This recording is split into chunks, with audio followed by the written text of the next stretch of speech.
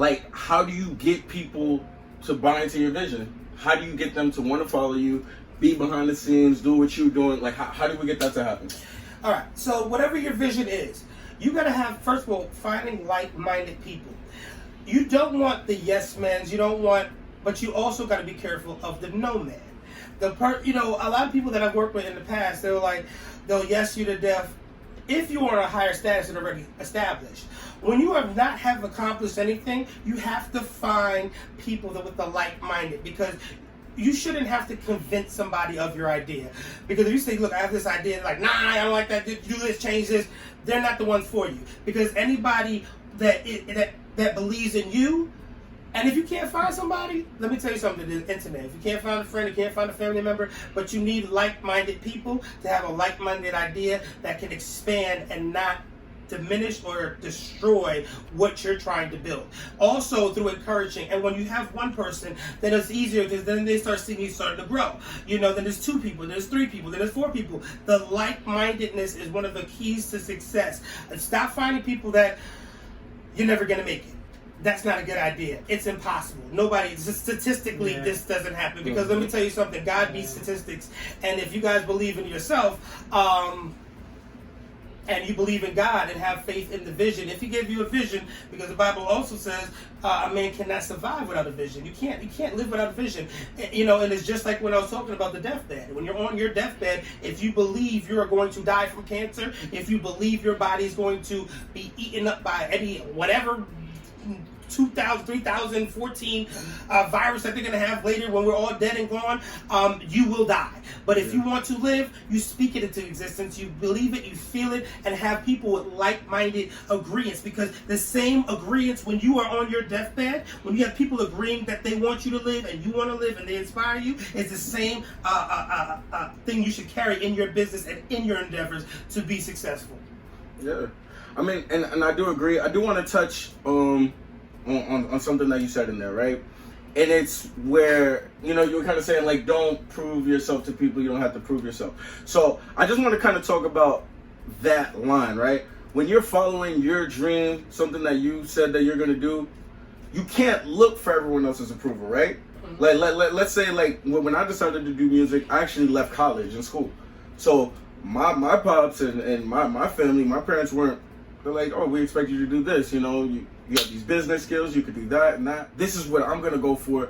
You're not going to get that support. And when I first seen that, like, it kind of hurt me because I'm like, man, these people are supposed to be in my life. Or you have these are best people friends. That are already in the industry. Yeah, and it's people that should have my, back when it came to that. And as I started progressing, and I was like, damn, that kind of hurt. I'm not letting that stop me. I'm not letting that slow down. I'm not getting no support from that area, but I'm going to keep doing what I got to do. Started building up a fan base, started making some money and going tours and doing things with my group. Now I actually have family like, let me help you out. What can I do here? Maybe I could get this music here. Maybe I can invest something here and here. So in the same aspect, it's not about proving, because when you go to do your dream, you got to know you're doing this for you. You have to be self-motivated to get that for you. But as you stay consistent, people will see that. And the people that support you, it's going to come and do that. But you got to do it for you, not for nobody else. Yeah. When you're trying to build a team, you have to make sure it's mutually beneficial for both parties, right? Mm-hmm. When you're trying to build a team, you can't come in, I'm the best, this is no. You got to know what his goal is, understand your goal. How can we make this coincide? Yeah. That was definitely a mistake when I first started. I really didn't care about working with people. I really didn't care about building connections. I just wanted to do my thing, outshine everybody else, and just do my thing. And yeah, I mean, it works, but ultimately people get turned off and be like, "Oh, this nigga's just arrogant. He's just this," Even though you can have the best ideas, you still have to motivate others. And get to the point where you stop making it about you, and it's not about him, it's not about me, it's about us. We're a team, so there'll never be just one name drop. It's all of us. Mm-hmm. This is Love First podcast. Period. It's not K to Don, it's not Wraith, it's not Reaven, it's not anybody. It's not Joe Butters. It's not Joe. Or that nigga named Rory. I gotta make fun of that. That's all love. Rory, your name is Rory, son. Just that podcast beat the first episode. Now, it's all love. Definitely appreciate the was inspired. But quick question on this topic, right? Mutual benefits building a team, right? When I learned compromise, negotiations. I used to do both, not realize there was a difference. Is there a difference between negotiating and compromising, and what is that difference? Somebody take that. Negotiating, compromise. No, there is no difference between negotiation and compromise. Negotiation is a form of compromise because negotiation is a form of compromise. They're interchangeable. They're not one different than the other. A negotiation can either be 50-50 or it can be more than the other, whatever. But ultimately, there is a compromise because you're still giving up. Compromise is giving up something, adding something else from something else. So a negotiation, it's the same principle. I mean, to tell you the truth, I actually look at it like different. You know what I'm saying? And we might have to actually go to a dictionary, look at the definition. But falling in love actually helped me see it different, right?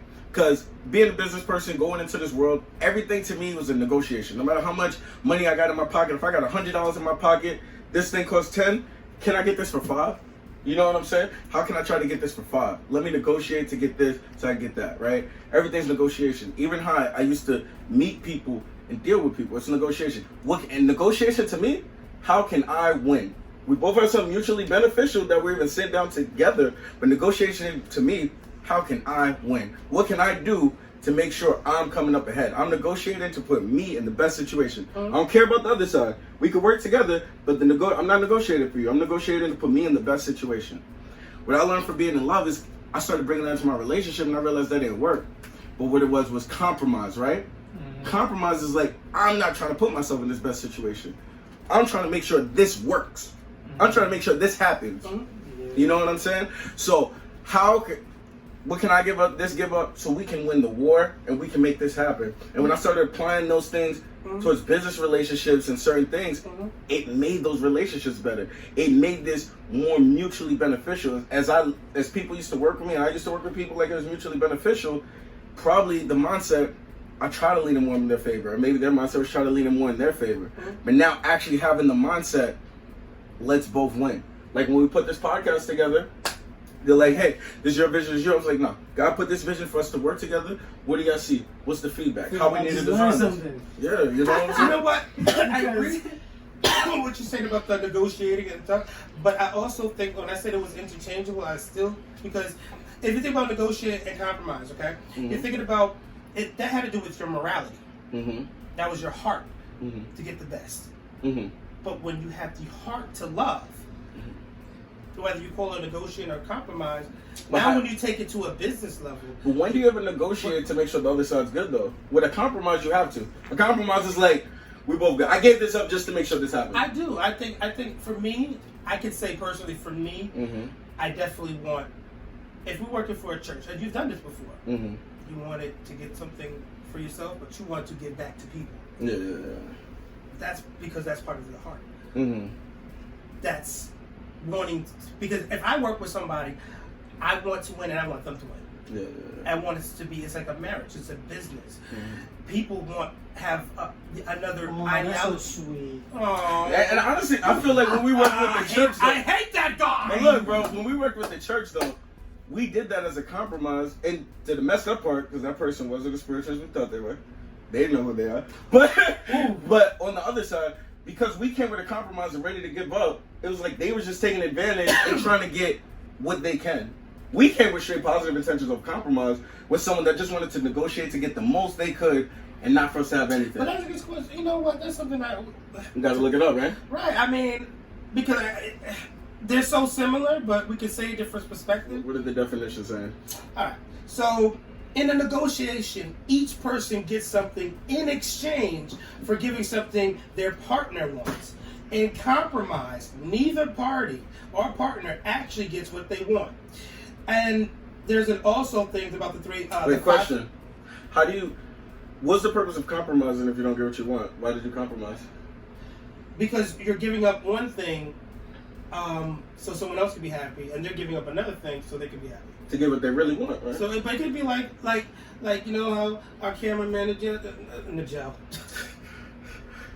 Like our cameraman says, can't even speak. You know, one day, like if you got, you got a shorty, like, yo, baby, I want to go to the club, to the strip club with you. Do you mind? I'm not really into it, but I really want to go ice skating. All right, baby, how about we go to the strip club today, and tomorrow we go. You're giving up that time. Mm-hmm. You're giving up, something. You're doing, because they may not want to do it, but they're doing it. You're giving up. You're not really interested. You ever been somewhere and somebody wanted to do something so bad, you're like, I want to go to see the musical. And you're like, but why did you do it though in the first place? Why did you go out with her? Because you're compromising. But you don't compromise because I feel like compromising, because you're compromising because you're like, if I give this up, this is worth more, so I will give this up because this is worth more. You'll never compromise unless you're giving up something for more, right? To win the war. It's like, I'm going to lose this battle so I can win the war. That's almost what a compromise feels like. Negotiation is like, I'm trying to win every battle and the war. No, that's totally opposite. That's what I said, because you can't compromise. Nobody wants to compromise. Why do you compromise? You compromise just so you don't hear the bitching. No, that's not why you compromise. That's what I do it. I mean, I don't know. I shut Yo, I don't know where you coming from. I don't know how y'all relationship is, but all I know is, yeah, baby, we'll do that. You compromise it for the bigger picture, right? So I kind of look at like the bigger picture, and you can say compromise is a form of negotiation, but just the connotation. This is where I go. How I see, right? I'm a music artist. I like to make words mine, right? So how I see it. I see it is negotiating. You're trying to win the best for your side. Compromise. You're willing to give up something just so both sides can be happy to make that work. And I believe to get a team, if you want a long-term team, you have to compromise. You got to stop negotiating. It definitely all goes back to like structuring the team. You're just trying to get everything. No, and within a team, compromise.